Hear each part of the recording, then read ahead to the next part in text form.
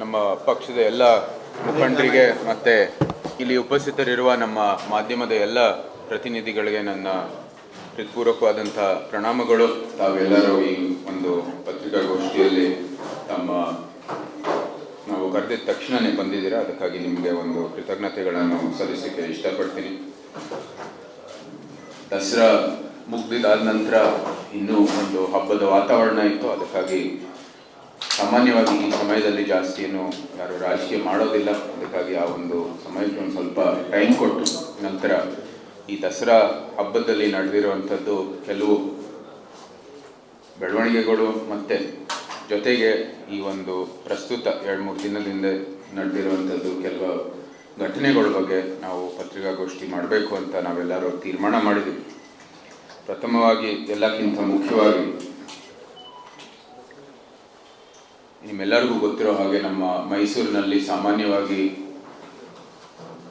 ಇಲ್ಲಿ ಒಂದು ಇತಿಹಾಸದಲ್ಲಿ ಇದು ಯಾವತ್ತೂ ಸಹ ಒಂದು ಪ್ರಗತಿಪರ ನಗರ, ಸ್ವಚ್ಛತೆಗಾಗಿ ಹೆಸರುವಾಸಿಯಾಗಿದೆ ಮತ್ತು ಇಲ್ಲಿ ಒಳ್ಳೆಯ ಆಡಳಿತ, ಸುವ್ಯವಸ್ಥೆ ಇರ್ಬೋದು, ಎಲ್ಲನೂ ಕೂಡ ಒಳ್ಳೆಯ ಒಂದು ಗುಣಮಟ್ಟದ ರೀತಿಯಲ್ಲಿ ನಡೆಯುವಂಥದ್ದು ಎಲ್ಲರಿಗೂ ಗೊತ್ತಿರ್ತಕ್ಕಂಥ ವಿಚಾರ.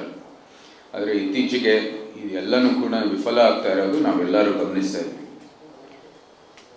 ಮುಖ್ಯಮಂತ್ರಿಗಳು ನಮ್ಮ ಎಲೆಕ್ಷನ್ನಲ್ಲಿ ನಂತರವೂ ಸಹ ಇದು ಪ್ರತಿಷ್ಠೆಯ ವಿಚಾರ, ಯಾಕಂದರೆ ಇದು ನಮ್ಮ ತವರು ಕ್ಷೇತ್ರ ಅಂತ ಹೇಳ್ತಾ ಇರ್ತಾರೆ. ಆದರೆ ಅದು ಬರೀ ಚುನಾವಣೆ ಸಮಯದಲ್ಲಿ ನಿಜಕ್ಕೂ ಅವರು ಅಧಿಕಾರ ಇರೋರು ಅವ್ರ ಕೈಯಲ್ಲಿ ಆ ಸಮಯದಲ್ಲಿ ಅವ್ರು ಏನು ಮಾಡ್ತಾ ಇದ್ದಾರೆ ಅಂತ ಜನರು ಗಮನಿಸಬೇಕಾಗಿರ್ತಕ್ಕಂಥದ್ದು ಅತಿ ಅವಶ್ಯಕ. ಹಿಂದೆ ಈ ವರ್ಷನೇ ನೀವು ನೋಡಿದ್ದೀರ, ಉದಯಗಿರಿ ಠಾಣೆ ಮೇಲೆ ಹಲ್ಲೆ ನಡೆದಿರೋದು. ಅಲ್ಲಿ ಪೊಲೀಸಿಗೆ ಶಕ್ತಿ ತುಂಬಿಸೋದು ಬಿಟ್ಟು ಆ ಮಾಬ್ ಮೇಲೆ ಯಾರು ಬಂದು ಠಾಣೆ ಮೇಲೆ ಹಲ್ಲೆ ಮಾಡಿದ್ರೆ ಅವ್ರಿಗೇನೆ ಅವ್ರ ಬೆಂಬಲಕ್ಕಾಗಿ ಅವ್ರು ನಿಂತಿದ್ರು.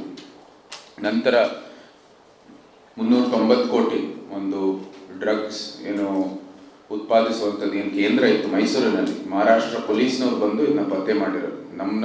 ನಮ್ಮ ಸ್ಥಳೀಯರಿಗೆ ಇದ್ರ ಬಗ್ಗೆ ಏನು ಒಂದು ಅರಿವು ಇರಲಿಲ್ಲ. ಅವ್ರು ಬಂದ ನಂತರ ಪತ್ತೆ ಮಾಡಿದ ನಂತರ ಇವ್ರಿಗೆ ಇದ್ರ ಬಗ್ಗೆ ಒಂದು ಅರಿವು ಬಂತು. ಇದ್ರ ಬಗ್ಗೆ ಇದು ನಮ್ಮ ನಗರದಲ್ಲಿ ಇಂಥ ಒಂದು ವ್ಯವಸ್ಥೆ ಸೃಷ್ಟಿಯಾಗಿದೆ ಅಂತ ಇವ್ರಿಗೆ ಒಂದು ಅರಿವು ಬಂದಿತ್ತು. ಜೊತೆಗೆ ಈ ಒಂದು ದಸರಾ ಸಮಯದಲ್ಲೇ, ದಸರಾ ಹಿನ್ನೆಲೆಯಲ್ಲೂ ಕೂಡ ಕ್ಯಾತ್ಮಾರಳ್ಳಿಯಲ್ಲಿ ಒಂದು ಮರ್ಡರ್ ಆಗಿತ್ತು. ಅದಾಗಿದ ನಂತರ ದಸರಾ ಒಂದು ಸಂದರ್ಭದಲ್ಲಿ ಅರಮನೆ ಬಲಿನೇ ಅಲ್ಲಿ ಒಂದು ಕೊಲೆಯನ್ನು ನಡೆದಿದೆ. ಅದಕ್ಕೆ ಪ್ರತಿಕ್ರಿಯೆ ಕೊಟ್ಟುವಂಥದ್ದು ಒಂದು ಮರ್ಡರ್ ನಡೆದಿರ್ತಕ್ಕಂಥದ್ದು ನಿಮ್ಮ ಸುದ್ದಿ ಮೀಡಿಯಾದಲ್ಲಿ ನಾವು ನೋಡಿರೋದು. ನಂತರ ಎಲ್ಲಕ್ಕಿಂತ ಒಂದು ದುರಂತವೆಂದರೆ ನಾವು ಈ ಒಂದು ಸಣ್ಣ ಹುಡುಗಿ, ಅಪ್ರಾಪ್ತ ಹುಡುಗಿ ಇಲ್ಲಿ